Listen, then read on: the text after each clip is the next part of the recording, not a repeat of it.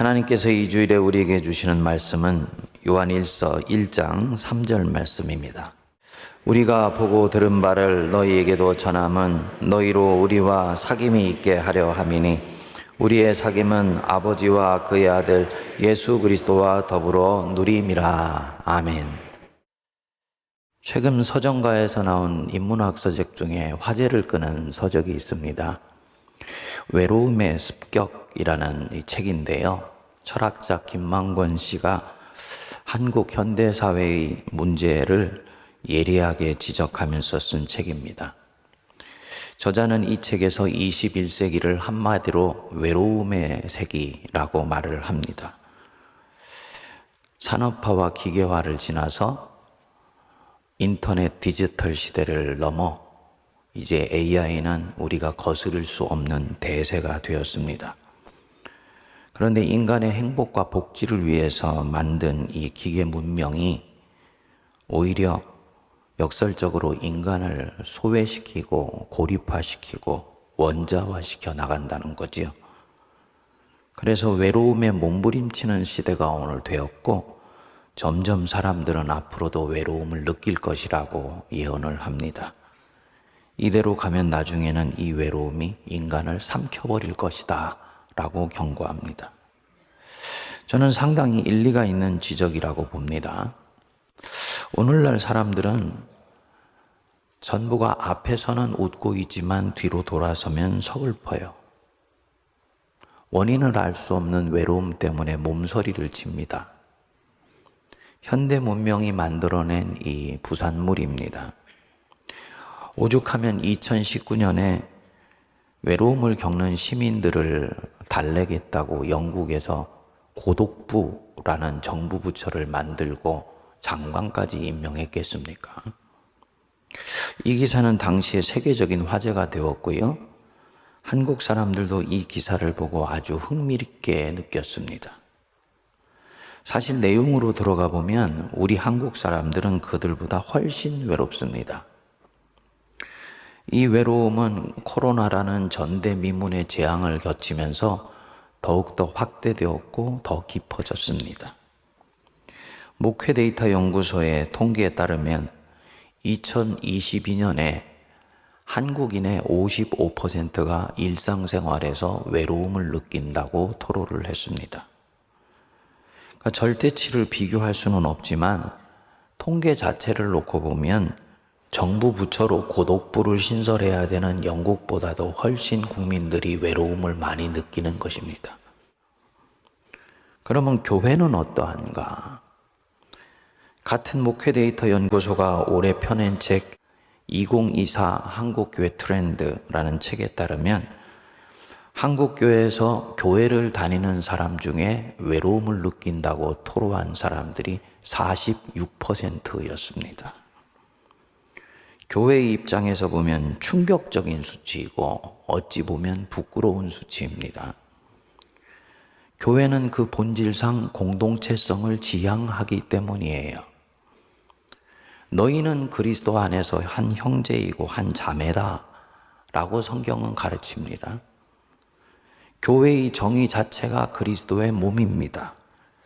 그리고 교회 안에 있는 모든 성도들은 서로를 지체라고 그렇게 가르치고 그렇게 배워요. 회사는 조직사고를 하고 사회는 시민사고를 가르친다면 교회는 지체의식으로 서로가 서로를 대하라고 가르치고 배웁니다. 하지만 이 통계로 보면 한국교회 안에서 이 지체의식은 전혀 작동하지 않고 있다는 얘기입니다. 심지어 10명 중에 거의 5명은 교회를 다니면서도 외로움을 느낀다는 얘기입니다. 여기 앉아있는 성도님들 중에 절반가량은 교회를 다니면서도 외롭다고 느낀다는 거예요. 그러니까 교회도 세상과 별반 다를 바 없이 각자 도생이고 외로운 크리스찬들이 질비하다는 뜻이죠. 지금 이대로 추세로 가면 이것은 점점 확산될 것이고요. 그리고 그와 함께 점점 사람들은 교회를 외면하게 될 것입니다. 저는 한국교회 현실을 보면 충분히 그럴 수 있겠구나 싶습니다. 한 교회 안에 외로운 크리스찬이 많으냐, 외로운 크리스찬보다도 형제 자매들과 더불어 신앙생활하는 더불어 크리스찬이 많으냐, 이것은 복잡하지 않습니다. 그 교회가 지체의식이 더 깊은지, 그래서 서로가 서로를 얼마나 안심하고 오픈할 수 있는지 이거를 보면 알 수 있습니다. 어느 집사님이 성도의 교제 이야기를 하다가 자기 교회 얘기를 고백한 적이 있습니다. 목사님, 저는 10년 이상을 기도 제목을 나누는 모임이 있습니다. 그런데 지난 10년 동안 오픈하고 기도하는 내용이 똑같습니다. 무슨 뜻입니까? 10년간을 기도 제목을 나누면서 서로 모임을 해왔는데 서로의 마음은 10년 전이나 지금이나 평행선을 긋고 있다는 얘기입니다. 속을 끙끙 앓고 있는 비밀스러운 내용이라든지 내 내면의 깊은 죄악이라든지 허물이 될 수 있는 내용은 털어놓기가 서로 부담스럽다는 뜻입니다. 10년을 만나서 기도 제목을 나눠왔지만 서로가 서로에 대해서 벽이 있고 100% 신뢰하기가 어렵다는 의미이죠. 그러니까 몸은 같이 있지만 정신은 그만큼 고립되어 있다는 거예요. 사역은 함께 하고 있지만 나와 함께 사역하고 있는 그 사람이 무엇 때문에 지금 속상해하고 무엇 때문에 기뻐하고 어떤 것 때문에 고민하고 있는지는 관심 갖지 않는다는 얘기입니다. 우리 교회도 이 부분에 있어서는 크게 다르지 않을 수도 있습니다. 지금은 아주 좋아졌는데 제 부임 초기에 새가족 담당 목사님이 속상하시다면서 저에게 얘기를 한 적이 있습니다. 목사님, 새가족이 오면 때때로 안타깝고 속상할 때가 있습니다. 왜요? 그랬더니 한 번씩 아직 훈련이 안 된 성도들이 새가족에게 가슴에 못 박는 얘기를 합니다. 제가 눈이 휘둥그레졌습니다. 새가족은 선교적인 측면에서 보면 왕이에요. 보통 교회에서는 새가족을 왕처럼 모십니다. 그래서 교회에서 식당밥도 따로 차려주고요. 심지어는 밥을 날라다 주기도 합니다. 교회에 정착할 때까지 극진히 섬깁니다. 왜냐? 교회 부흥을 위해서가 아니에요. 새가족이기 때문이에요. 다른 이유가 없습니다. 새가족이니까. 그가 이제 막 교회 다니기 시작한 초신자일 수도 있고 기신자이지만 아직 우리 교회의 문화를 잘 모르는 문화의 초신자이니까 그를 섬기는 거예요. 주님께서 다 뜻이 계셔서 그 교회를 신뢰하시기 때문에 그 사람을 우리 교회에 보내주시는 거예요. 그러면 주님을 믿는 우리는 이 사람을 주님을 섬기는 마음으로 정성껏 섬겨요. 그게 교회고 선교의 기본입니다. 그런데 새신자한테 기신자가 가슴에 못 박는 말을 하다니 그런 놀라운 일이? 그래서 뭔데요? 하고 물었더니 그럽니다. 목사님, 어떤 경우에는 그럽니다. 아이쿠, 교회를 다니신 지가 꽤 오래됐는데 아직도 서리 집사시네요. 이랬다는 거예요. 그래서 신방을 했더니 그 새신자가 아니나 다를까 시험에 들어서 교회를 나오기가 힘들 것 같다고 그러더라는 거예요. 물론 무심결에 한 말이지요. 악의가 있어서 한 말은 아니지요. 하지만 틀림없는 것 한 가지는 있어요. 지금 내 앞에 있는 사람을 내가 지체로 대하고 있다면, 그래서 그는 내 소중한 지체고 형제자매고 주님이 보내주셔서 지금 내 앞에 있다면 그런 말이 나오지는 않을 것입니다. 환대하고 품어주고 배려하는 마음이 더 크겠지요. 그런데 그렇지 않다. 그만큼 훈련이 안 돼 있는 것입니다. 오래전 얘기입니다. 지금은 우리 새가족교구 목자들 그리고 우리 일꾼들이 열심히 하고 아주 좋아졌습니다. 전반적인 이런 현상들은 뭘 말하는 것인가? 이 교회들이 사람들에게 교회 오세요, 우리 교회 오세요 라고 말은 합니다. 하지만 정작 와보면 교회가 사람을 환대하지도 않고 적응할 수 있도록 섬세하게 배려를 해주지도 않고 그 사람들이 적응해서 자기 마음을 열고 대화를 나누거나 자기의 삶의 애환을 오픈할 수 있는 이 생태계가, 생태 환경이 전혀 조성되어 있지를 않다는 얘기입니다. 교회 오래 다니면 처음에 가졌던 이런 문제의식도 없어지게 돼요. 처음에는 교회를 다니면서 적응하느라고 힘들어서 몇 년간을 끙끙 앓았다고 얘기를 하는 분들이 20년, 30년 다니면은 어느새 그 문제의식이 사라져버려요. 우리 교회의 지도자들이 되는 목사들이나 평신도 지도자들이신 우리 장로님들, 우리 항존직들이 깊이 귀담아 들을 대목입니다. 오늘 주신 본문 말씀에 보면 사귐이라는 말이 나옵니다. 우리가 보고 들은 바 예수 그리스도의 복음이죠. 그것을 너희에게도 전함은 너희로 우리와 사귐이 있게 하려 함이다. 이 사귐, 헬라어로는 코이노니아, 교제이죠. 성도의 교제, 아주 교회의 특징이고 핵심을 이룹니다. 교회를 이루고 교회가 제 기능을 하는 6가지 요소가 있는데 말씀, 기도, 교제, 봉사, 전도, 선교, 6가지. 이 중에서 21세기 AI 시대에 가장 중요해지는 요소가 바로 이 성도의 교제, 사귐입니다. 말씀과 기도는 하나님과 나와의 수직적인 관계. 그리고 봉사와 전도와 선교는 세상에 대한 관계. 교제는 성도 간의 수평적인 관계예요. 그러니까 이 교제는 6가지 요소 중에 허리에 해당돼요. 말씀과 기도를 통해서 하나님께로부터 받은 것을 전도와 선교를 통해서 세상에 흘러보내기 전에 담는 그릇이 바로 이 교제예요. 그래서 이 교제가 있기 때문에 성도는 강해지고 단단해지고 견고해지게 됩니다. 그 힘으로 받은 은혜를 흘려보내게 됩니다. 그러니까 교제나 사귐이 약하면 그 교회는 영적으로는 체질이 약한 교회입니다. 여러분, 이 사도신경에 보면 오늘도 우리가 고백했습니다만 거룩한 공교회와 성도의 교제와 몸이 다시 사는 것과 영원히 사는 것을 믿습니다. 이렇게 고백하는 대목이 나오죠. 한 대목 한 대목이 다 고백의 내용입니다.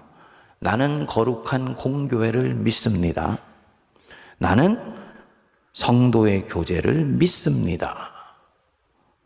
주일날 우리가 무심결에 고백할지는 모르지만 정통신앙인은 나는 성도의 교제를 믿습니다 라고 고백한다는 거예요. 아니, 교제는 하면 되는 거지.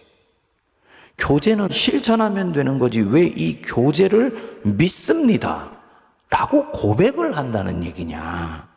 여기에는 믿음이 실린 무엇인가가 있다는 얘기죠. 교제를 믿는다고 할 때는 뭔가 믿음이 실리는 내용이 있다는 뜻이에요. 첫 번째로는 어떤 사람이 나와 동일한 신앙 고백을 갖고 있다면 그는 나와 형제 자매라는 것을 나는 믿습니다. 이 뜻입니다. 세상에서는 서로가 서로를 어떻게 대하든 간에 교회 안에서는 그가 예수 그리스도를 생명의 구주로 진정 영접한 것이 맞다면 그는 나와 형제 자매임을 나는 믿습니다.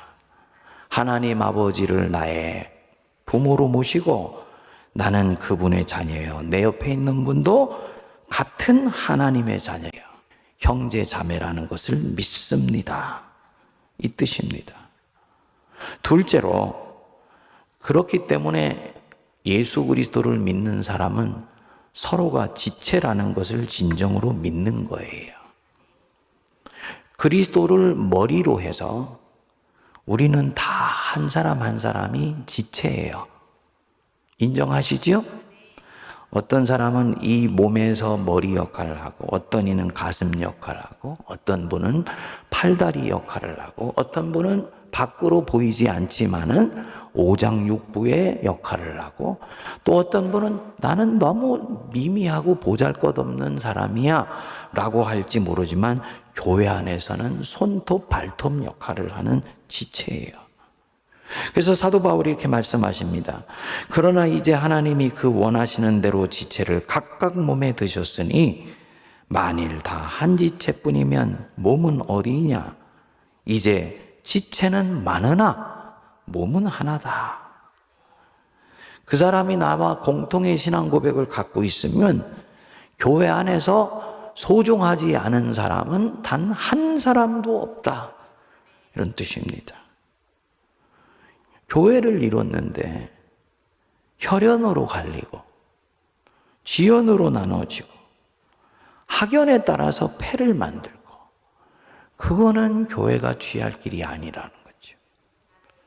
지금은 많이 좋아졌습니다만 불과 한 10여 년 전만 하더라도요, 교인들이 주로 어느 지방 출신이냐에 따라서 목사님도 그 지방 출신들을 뽑았어요. 이북에서 내려온 분들이 많으면 이북 출신 목사님, 영남 출신들이 많으면 영남 출신의 목사님들을 뽑아, 호남 출신이 많으면 호남 출신의 목사님들을 뽑아요. 이 교회가 지연으로 나눠졌다는 얘기입니다. 자기가 소속되어 있는 사역 그룹에 따라서 그룹 의식을 가지고 있어요. 교회를 움직이고 헌신을 가져오는 이 원동력은 절대로 은혜여야 됩니다. 교회가 맑고 순전하며 그리스도께 철저히 봉사하는 공동체가 되기 위해서는 사역의 동력을 마구마구 끌어오면 안 돼요. 일만 되면 된다고 생각하는 건 굉장히 위험한 생각입니다. 사역의 모든 교인들의 동력은 은혜여야 돼요. 사랑이어야 돼요. 다른 에너지 가지고 오면 안 돼요. 근데 왕왕 교회를 하면서 성도들 안에 적절하게 경쟁의식을 부추겨서 열심을 끌어내려고 하는 경우가 있습니다. 이것은 작은 것을 얻으려다가 더 큰 일을 놓치는 아주 치명적인 실수가 됩니다. 교회 안에서는 어떤 경우에 있어서도 경쟁하면 안 됩니다. 경쟁의식을 불어넣어서도 안 돼요. 우리 교회는 이런 부분에 있어서 참 좋은 특징이 있어요. 제가 이제 예배를 1부부터 4부까지 설교를 하면 미국에 계신 한 성도님이 1부부터 4부까지 따라오면서 부족한 저를 위해서 기도해 주시는 분이 계세요. 올해 어느 날 저한테 메시지를 보내왔더니 목사님이 1부부터 4부까지 설교하시면 참 힘드시겠다 생각을 했는데 그 세문안교회 이 찬양을 들어보니까 다 특징이 있어서 은혜를 많이 각각 받으시겠다 하는 생각도 들었습니다. 그래요. 저는 절대로 공감해요. 우리 세문안교회 이 찬양대는 1부부터 4부, 우리 한길이면 아직 이제 잘 크고 있으니까 보면요, 모자라지도 않고 넘치지도 않아. 딱 맞아. 우리 예본이 아멘이 나와야 되는데 여기서 1부부터 4부까지요. 또 찬양대가 다 자기 특성이 아주 명료하고 고유하고 독특해. 1부는 청아해요. 2부는 따뜻해요. 3부는 아주 담백해요. 4부는 화사해요. 다 자기의 특성을 가지고 해요. 네. 경쟁하지 않아요. 서로 경쟁하려고 하면 안 됩니다. 성도의 교제를 믿습니다. 바로 이 뜻입니다. 하나님, 우리는 주님 일에 있어서 세상처럼 경쟁하지 않습니다. 누가 더 우열을 가려서 앞장서려고 앞에 가는 사람 끄집어 당기지도 않고 뒤로 가는 사람을 밀쳐내지도 않습니다. 우리는 주님 안에서 한 형제요, 한 자매이기 때문입니다. 이 고백이 성도의 교제를 믿습니다. 그래서 한 사람이 아프면 교회에서는 다른 사람도 아파요.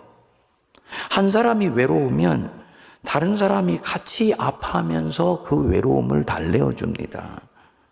성도 한 사람이 입원을 했다. 6천 명이 넘는 교인들이 전부 그 사실을 알 수는 없죠. 하지만 그분이 소속되어 있는 사역단체, 그분을 아는 분은 조용히 찾아가서 병문안 해주고 손 붙잡고 기도해주고 나올 때 백인님 밑에다가 작은 봉투라도 하나 넣어주고 나오는 것이 그게 성도의 교제예요. 그게 바로 교회입니다. 그래서 사도 바울이 말씀하지요. 만일 한 지체가 고통을 받으면 모든 지체가 고통을 받고 한 지체가 영광을 얻으면 모든 지체가 함께 즐거워하느니라. 교회 안에서는 나만 좋은 것이 없다. 각자 도생하려고 하면 안 돼. 같이 아파하고 같이 기뻐하고 같이 행복하고 같이 슬퍼하는 게 바로 교회야. 그게 성도의 교제를 믿습니다. 왜냐?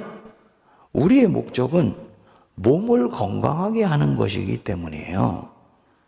서로가 서로를 위하는 가운데 결국은 나중에 몸은 단단하게 세워져 가는 것입니다. 이 유대인 탈무드에 나오는 이야기입니다. 머리가 둘이고 몸이 하나인 아이가 태어났는데 이 아이가 한 사람이냐 두 사람이냐를 놓고 논쟁이 벌어졌습니다. 몸이 하나인 것을 보면 한 사람이다. 아니야. 머리가 둘이니 한 사물을 보고 판단을 둘로 할 거 아니냐. 그러니까 두 사람이다. 논쟁이 벌어졌어요. 결국은 이 아이를 꼬집어 보기로 했습니다. 세게 꼬집어 보아서 두 머리가 같이 울면 하나이고 한쪽은 우는데 다른 쪽은 아무 상관이 없는 것 같으면 이는 둘이다. 이 유대인이 여호와 하나님을 섬기는 한 가족이라는 것을 강조하면서 나온 이야기입니다. 유대인들은요, 몸통이 하나고 머리가 수십 개여도 꼬집으면 다 같이 웁니다. 서로 가족의식이 얼마나 철저한지 몰라요. 공동체가 철저히 서로를 살피고 돌봅니다. 그래서 본래 유대인들 안에는 고아원이 존재하지 않았다 그래요. 아이가 양쪽 부모를 다 잃으면 삼촌이나 고모가 데려다 키워요. 삼촌이나 고모가 없으면 외삼촌이나 이모가 데려다 키웁니다. 그게 유대인의 법이에요. 우리는 하나님의 가족이기 때문이다. 제가 실리콘밸리에 있을 때 직접 목격한 사실인데요. 이 유대인 청년은 사업을 시작하면 유대인 공동체에서 거의 무이자로 사업에 자금을 대줍니다. 공동체 안에 청년 실업가나 이런 새로운 벤처 사업을 하는 사람들을 위해 기금을 따로 마련해 둔 겁니다. 그리고 그 유대인 공동체에서 새로 이 사업을 시작하는 사람과 유사 업종을 먼저 했었던 선배를 붙여줘요. 그럼 이 선배가 가는 로드맵을 자세히 들려주는 거예요.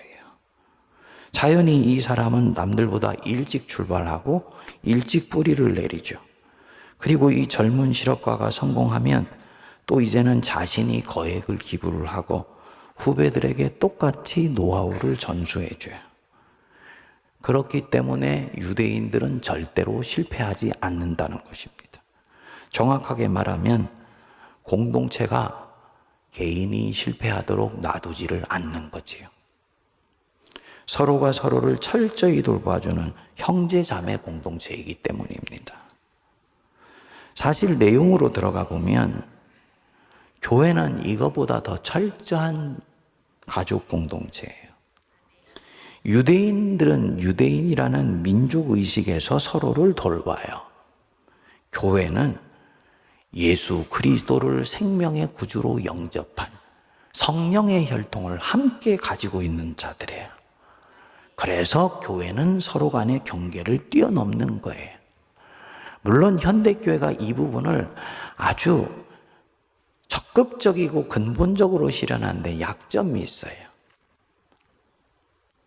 나하고 동질의 신앙을 가지고 있는지를 판단해 볼 수 있는 이 영적 공감대를 형성할 수 있는 유대의식을 갖는 기반이 약해요.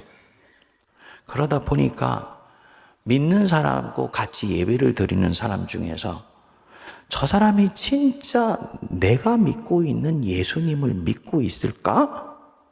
라고 고민하도록 만드는 경우가 교회 안에 있어요. 만일에 이 철저한 가족의식이 자라려면요, 동질의 신앙 고백을 함께 가지고 있는 사람들이 같이 있는 부분들이 굉장히 중요합니다. 그래서 사실은 우리가 곧 세례식을 합니다만 세례를 받기 전에 이거를 확인하고 또 확인하고 거듭 확인해야 돼요.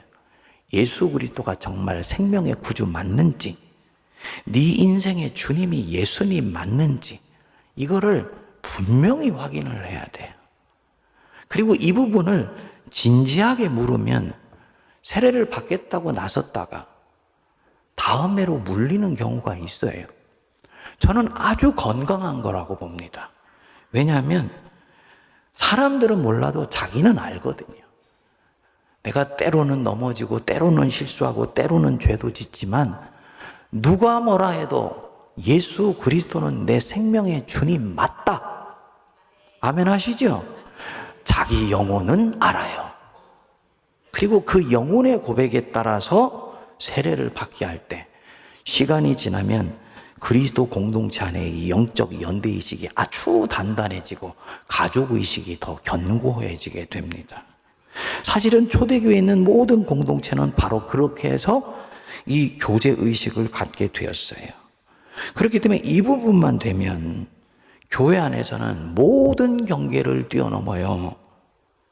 혈연이나 지연은 말할 것도 없고 민족, 국가, 피부, 인종, 정치색 중요하지 않아요.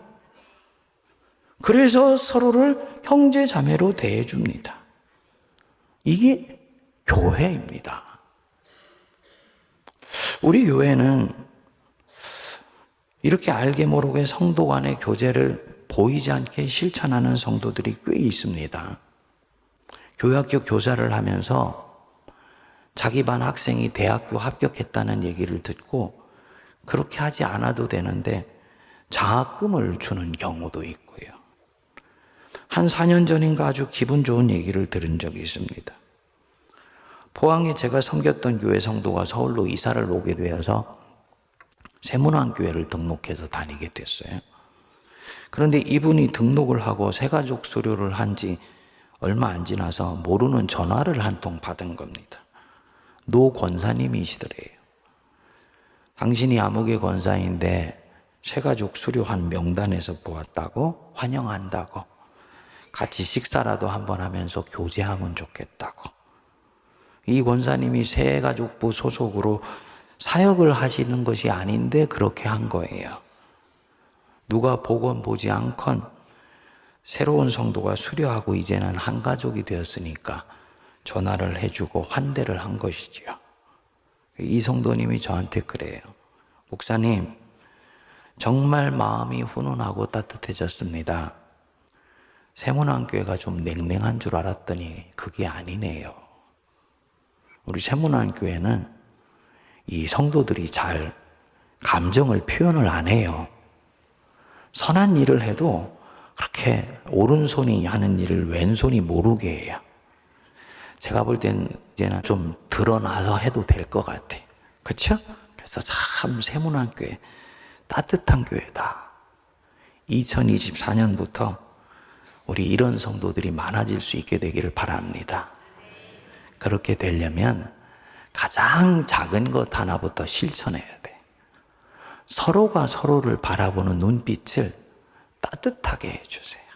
볼 때요, 저분은 내 형제고 내 자매다 라고 생각하고 봐주시기 바랍니다. 연습 지금 한번 해볼게요. 옆에 한번 보세요. 보시면서 형제님, 자매님 반갑습니다 하시고 해서 예. 여러분 눈빛을 여러분들은 따뜻하게 딱 봤는데 그분이 이렇게 눈빛을 피하는 분들이 계세요. 예? 예. 그분은 아직 자신이 없는 거예요. 그래도 계속 따뜻하게 봐주시면 어느 순간인가 가슴에 부딪혀 오세요. 한 사람이 있다고 치자고요. 이 사람은 세상을 사는 게 굉장히 외로워요. 자기도 외롭고 다른 사람들이 자기에게 보내는 그 시선도 굉장히 냉랭해요. 그러는 가운데서 이 광화문 한복판에 세문안교회라고 예배당을 잘 지은 교회가 있다는 얘기를 들었습니다. 그리고 예배당을 한번 가보자 하고 우리 교회를 들어왔어요. 그런데 세문안교회에서 만나는 성도들은 자기를 다른 눈빛으로 보는 거예요. 세상에 있을 때는 한 번도 저런 눈빛을 대해본 적이 없어. 회사에 가면 늘 나에 대해서 경쟁하는 마음이고, 상사는 질색하는 눈빛이고, 후배는 나 타고 올라오려고 늘 무엇인가를 시그널을 보내는 것 같은데, 교회인 이곳을 왔더니 진정으로 나를 나 자신으로 대해주는 따뜻한 눈빛인 거예요. 엘리베이터에서 그런 눈빛을 만났는데 예배당 들어와서 만나는 모든 사람이 나를 그 눈빛으로 대해줘요. 이 사람은 그때 무슨 생각을 갖겠습니까? 아, 교회라는 곳은 이런 곳이구나. 나도 이런 곳이라면 몸을 한번 담가보고 싶다. 생각 들지 않겠습니까? 여러분, 오늘날 종교의 권위가 갈수록 상실되지 않습니까? 한국 사회에서 2017년을 기점으로 해서 비종교인이 종교인보다도 더 숫자가 많아지기 시작했습니다. 그래서 지금은 종교인의 인구가 대략 37%예요. 불교건 유교건 어떤 종교건 종교를 가진 사람이 37%예요. 나머지는 종교에 대해서 관심이 없어요. 이유가 뭘까? 종교가 매력이 없는 거예요. 종교는 믿지 않는 사람한테 우리가 진리라고 목청 높인다고 그들이 우리 권위에 순종하는 것 아닙니다. 종교를 가지고 있는 사람들이 만든 단체, 그게 교회건 절이건 어디건 그곳을 가면 내가 사는 곳과는 분위기가 다르다는 것이 느껴질 때 그들이 종교에 대해서 귀를 기울이기 시작합니다. 그 종교를 가지고 있는 사람이 사는 삶의 방식이 나와는 다르다는 것을 알 때 이들은 비로소 그 종교에 권위를 주기 시작합니다. 우리는 그 클래스에 있기를 원치 않잖아요. 그래서 기독교는 종교가 아니라 생명이다 라고 얘기하지 않습니까? 그러면 그 얘기는 기독교는 타 고등 종교와는 비교할 수 없을 정도의 깊은 사랑과 은혜 속에서 세상을 대하고 자신을 대하고 다른 사람을 환대할 수 있는 능력이 있다는 걸 보여주는 거거든요. 우리 세문안교회가 바로 그런 교회 될 수 있게 되기를 간절히 기도합니다. 이 콘크리트 차가운 이 바닥 문명 한복판에서 교회가 외딴 사람처럼 딱 세워진 것 같지만 바로 이곳을 통해서 외로움에 몸서림치고 있는 수많은 사람들에게 그리스도의 훈기를 전하기 위해서 우리는 이 광화문에 심겨져 있다라는 건 믿으시고 바로 그 아름다운 사귐의 공동체 함께 만들어 날 수 있게 되기를 기도합니다. 기도하겠습니다. 하나님, 우리가 보고 들은 바 이 복음, 생명의 복음을 너희에게도 전함은 너희로 우리와 또 너희들 간에 사귐이 있게 하려 합니다. 말씀하셨습니다. 세상이 서로 주고받지 못하는 눈빛을 우리가 서로 주고받게 하시고 세상이 느끼지 못하는 훈훈함을 우리가 서로 나누게 하여 주시며, 세상에 있을 때는 찢기고 상했던 많은 상처들이 이 성령의 이 아름다운 인큐베이터 안에 들어왔을 때는 치유되고 회복되는 역사를 허락하여 주시옵소서. 다른 누군가에게 바로 그런 교회 만들라고 목청을 높이기 이전에 내 자신이 먼저 그런 교회 되게 하여 주옵소서. 예수님 이름으로 기도하옵나이다. 아멘.